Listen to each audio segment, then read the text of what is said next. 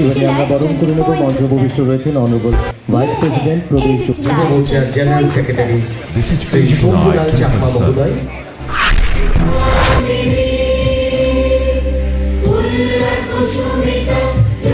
দেব মহোদয়, সবাইকে নমস্কার।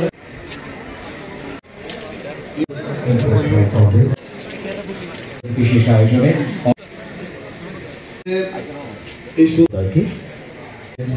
এবং মাননীয় আপনাদের পদ থেকে সৎপথ এই উপস্থিতি দেখে এবং এই আইডিয়া দেখে আমার বসে বসে খুব লোভ হচ্ছিল যে আমি কেন এই দিনগুলি পার করে এসেছি। 91-এ যখন পার্টিতে যোগদান করি তখন যুব মোর্চার অনেক কাজ করেছি, কিন্তু দুঃখের বিষয় যুব মোর্চার দায়িত্ব নিয়ে মানে যুব মোর্চার কোনো প্রদেশের নেতৃত্বে আমি আসতে পারিনি। তো তার জন্য বসে বসে খুব লোভ হচ্ছিল যে এই দিনটা কেন ক্রস করে এসেছি। যাই হোক, এই মক পার্লামেন্টের মাধ্যমে আমাদের যুব সমাজকে আমাদের কাছে যে বিকৃত ইতিহাসটাকে রাখা হয়েছিল তাকে পুনরুজ্জীবিত করার জন্য আমাদের এই মক পার্লামেন্টের আয়োজন করা হয়েছে। গত 2 দিন আগে আমি একটা ডিবেট দেখছিলাম। আমাদের যুব মোর্চারই একজন দায়িত্ব নেতৃত্ব, যিনি স্পোক্স পার্সন হিসাবে দায়িত্ব পালন করেন, অম্লান মুখার্জি একটা ডিবেটে অংশগ্রহণ করছিল এবং খুব সুন্দরভাবে সুচারুরূপে তার উপস্থাপন করছিলেন। তো এটা দেখে আমার খুবই ইন্সপিরেশন হয়েছে যে না, যুবকরাও যে আমাদের ইতিহাস, এই বিকৃত ইতিহাসটাকে তারা অনুধাবন করেন এবং তারা তার বিরুদ্ধে যে সোচ্চার সেটার প্রমাণ রেখেছে। এখানে অনেক ছেলে মেয়েরা আছেন আমাদের কাছে, আমাদের কাছে এই যে বিগত দিনে এডুকেশন পলিসি যেটা রাখা হয়েছিল সেটাকে আমরা যদি বিশ্লেষণ করি তাহলে আমরা দেখবো আমাদের কাছে বিকৃত করে ইতিহাসটা রাখা হয়েছে। সেখানে কোনো ভারতীয়ত্ববোধ, ন্যাশনালিজম সেটাকে বাদ দেওয়া হয়েছে। আমাদের কাছে ক্যাপিটালিজম, সোশিয়ালিজম, কমিউনিজম, ইজম করে আমাদেরকে মূল ইতিহাস থেকে আমাদেরকে বিচ্যুতি ঘটিয়ে আমাদেরকে ভারতীয়ত্ববোধ, ন্যাশনালিজম সম্পর্কে আমাদেরকে উপস্থাপন রাখা হয়নি। কারণ তৎকালীন যারা এই শাসন ব্যবস্থায় ছিলেন, এই শাসন ব্যবস্থা যারা দায়িত্বে ছিলেন, আজকে ভারতবর্ষ স্বাধীন হয়েছে 75 বছর হয়েছে। এই 75 বছরের একটা অধিকাংশ সময় যারা এই দেশকে পরিচালনা করেছেন তাদের মূল বক্তব্য যেটা ছিল যে আমাদের আগামী প্রজন্ম তাদেরকে অন্যভাবে তৈরি করা। কিভাবে তৈরি করা? তাদেরকে তৈরি করা আমাদের এই সমাজকে ধ্বংস করা, আমাদের এই দেশকে ধ্বংস করা এবং অন্য চিন্তা ভাবনা নিয়ে আমাদের দেশকে পরিচালিত করা। আমি একটু অন্য প্রসঙ্গে, আমি কালো দিবস সম্পর্কে আমি ছোট্ট করে রাখবো, কারণ মাননীয় মুখ্যমন্ত্রী এখানে আছেন, উনি আপনাদের সামনে বিস্তারিত তুলে ধরবেন। আমি একটু অন্য ইতিহাস কেন তুলে ধরছি, কারণ এই যে ন্যাশনালিজম সেটাকে কেন বিচ্যুতি ঘটিয়েছে সেটা আপনাদের জানা দরকার। এই ইতিহাসটা আমাদেরকে জানা দরকার। আমরা জানি এই ভারতবর্ষকে ভাগ করা হয়েছে। এই ভারতবর্ষকে কিসের ভিত্তিতে ভাগ করা হয়েছে? জাতির ভিত্তিতে। এখন এই ভারত ভাগ কেন হয়েছে? ভারত ভাগের কোন নীতি এবং আদর্শ সেটাকে সামনে রাখা হয়েছে। ভারতবর্ষকে এই কারণে ভাগ করা হয়েছিল যাতে ওই তদানীন্তন যারা শাসক গোষ্ঠী তাদের রাজনৈতিক চরিত্রকে চরিতার্থ করার জন্যই সেই সময় জাতির ভিত্তিতে দেশকে ভাগ করা হয়েছে। দেশকে ভাগ করা শুধু জাতির ভিত্তি থেকে হিন্দুস্তান, পাকিস্তান আমরা মেনে নিয়েছি। এই দেশ ভাগকে যত তিক্ততাই থাক না কেন আমরা একটা সময় মেনে নিয়েছি। এগ্রিমেন্ট কি হলো, চুক্তি কি হলো, যে না ভারতবর্ষের যত মুসলমানরা আছে তারা পাকিস্তানে চলে যাবে, পাকিস্তানের যত হিন্দুরা আছে সব হিন্দুস্তানে চলে আসবে। ঠিক আছে, সেই পর্যন্ত ঠিক আছে। তারপর এই যখন ট্রানজিট হচ্ছিল হিন্দু মুসলিমরা যখন ট্রানজিট হচ্ছিল, তখন এই ভারতবর্ষে একটা জাতি দাঙ্গা আরো বেশি করে প্রভাবিত করলো এবং লক্ষ লক্ষ মানুষ সেই সময় প্রাণ হারিয়েছে। তৎকালীন সময়ে এই জওহরলাল নেহরু বললেন যে না, ভারতবর্ষ সেকুলার স্টেট, ভারতবর্ষে হিন্দু মুসলিম শিখ বৌদ্ধ খ্রিস্টান সবাই থাকতে পারবে। আমরা তাও মেনে নিয়েছি ভারতবর্ষ সেকুলার স্টেট। কিন্তু পরবর্তী সময়ে আমরা আবার দেখলাম এই দেশকে আরো টুকরা টুকরা করার প্রয়াস। সেই সময় যারা শাসক গোষ্ঠী, অর্থাৎ যারা কংগ্রেস সেই সময় শাসক গোষ্ঠী ছিলেন, তারা দেশকে আবার ভারতবর্ষকে আরো টুকরা টুকরা করার একটা প্রয়াস করছে। তখন এই ভারতবর্ষে দেখবেন এই যে মাওয়িস্ট নাম দিয়ে, নকশালপন্থী নাম দিয়ে এবং বিভিন্ন সময়ে আরো এই সন্ত্রাসবাদী নাম দিয়ে এই ভারতবর্ষকে আবারও ভাগ করা হয়েছে। ধরনের একটা আয়োজন, আচ্ছা, একটা সুন্দর একটা আয়োজন এখানে রাখা হয়েছে। আমার যুব মোর্চার সভাপতি এখানে আলোচনা রেখেছেন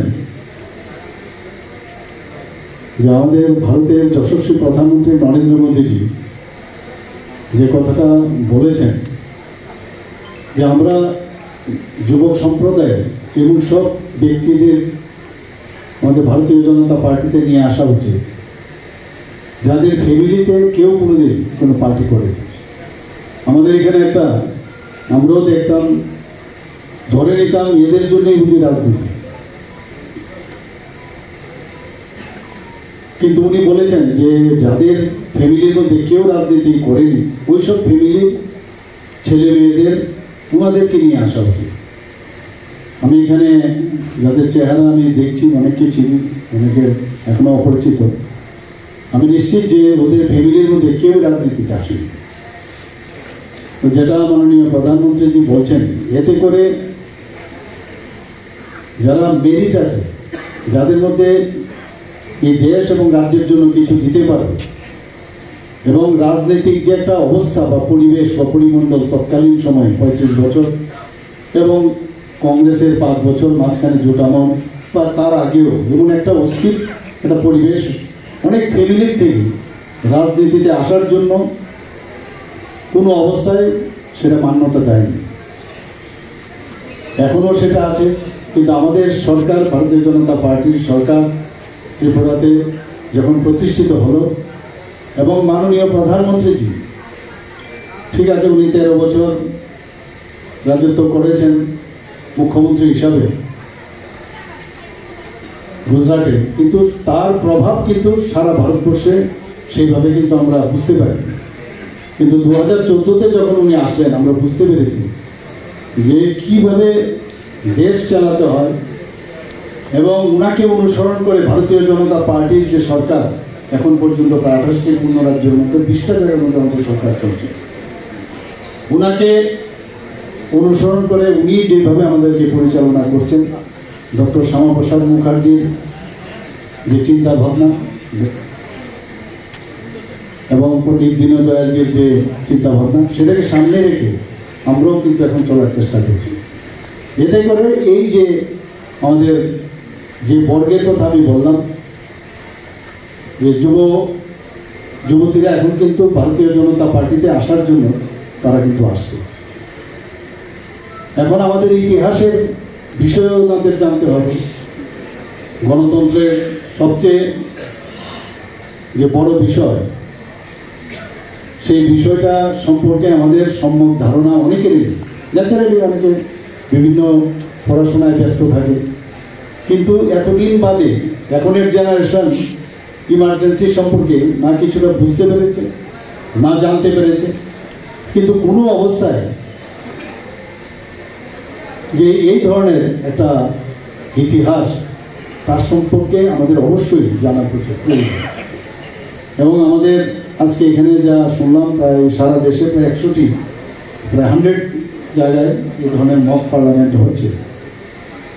এবং আমি আশা করি আগামী দিনে এই ধরনের যারা আজকে এই আয়োজনে যুক্ত হবে তাদের মধ্যে পার্লামেন্ট সম্পর্কে আইডিয়া হবে। আমাদের মধ্যেও কোনো সময় আমরা যখন পার্লামেন্টে, আমি রাজ্যসভার সদস্য আমি ছিলাম, এখানে যে মক পার্লামেন্ট হয়েছে তাতে করে কিন্তু আমরা যখন সার্জারি করতাম মক সার্জারি করতে হতো অপারেশনের আগে।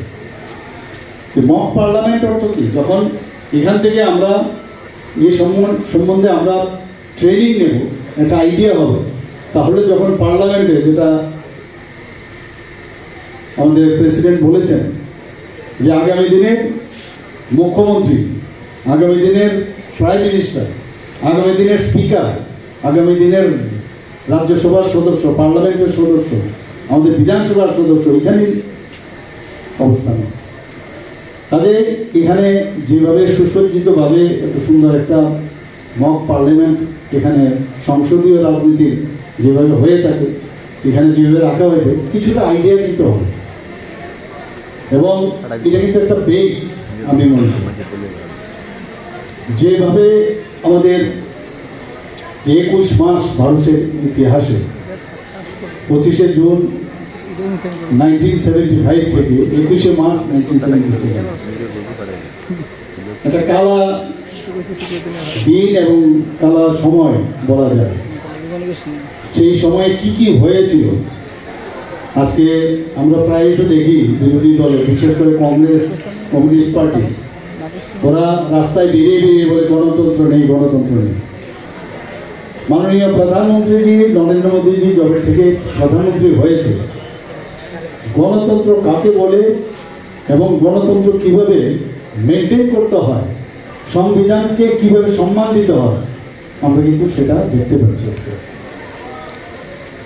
যে কারণে ডক্টর শ্যামাপ্রসাদ মুখার্জি, উনি যে প্রথম যে মন্ত্রিসভা, সেখান থেকে উনি বেরিয়ে আসেন এবং এই 370 এবং 75 ধারার বিরুদ্ধে উনি প্রতিবাদ করেন এবং অখণ্ড ভারতের কথা বলে উনি যে এক দেশের মধ্যে দুটি দেশ কী করে হবে, সংবিধানকে তৎকালীন সময় শুরুতেই কিন্তু সংবিধানকে ওরা ভুল পথে পরিচালিত করেছিল।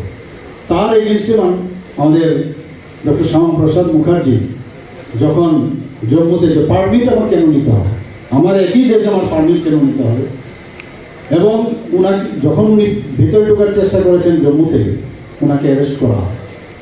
এটা বুঝতে হবে, অ্যারেস্ট করার আগে তবেই তো ওনাকে ইচ্ছে করলে আমাদের দেশের মধ্যেই ডিপোর্ট করতে পারতো, মানে ভারতের, উনি তো মানছেন না, সবটাই আমাদের ভারত, ওখানে ওনাকে নিয়ে যেভাবে আমরা সবাই জানি যে কীভাবে উনি দেশের জন্য প্রাণ বলিদান হয়েছে।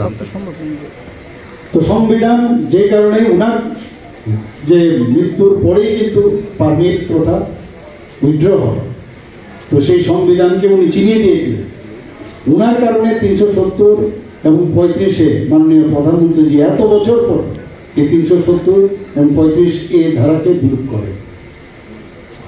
সংবিধানকে ঠিক রাখার জন্য, সংবিধানকে তার মর্যাদা দেওয়ার জন্য মাননীয় প্রধানমন্ত্রীজি এবং ভারতীয় জনতা পার্টির নেতৃত্বাধীন সরকার আজকে সেই কাজটা করেছে। কিন্তু আমরা যদি সেই দিনগুলোর কথা আমরা যদি আগে ভাবি, কি অবস্থা ছিল, জগমোহনলাল সিনহা সংসদীয় যে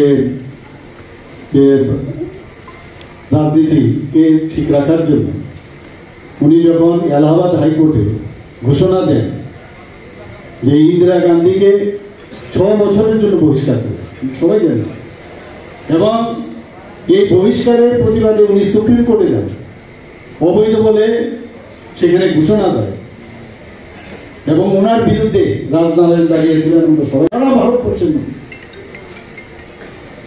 আমরা এই ঘটনাগুলো আমাদের সবার জানা উচিত যে কি অবস্থা ছিল তখন। সাংবাদিকদের তো আজকে যেভাবে সাংবাদিকরা ঘুরে বেড়ে বেড়ান, যা ইচ্ছে হয়, যা সত্যিকারের বিষয় আমি বলবো না, তারা সংবাদ পরিবেশন করতে পারে, সেগুলো তৎকালীন সময় ছিল না।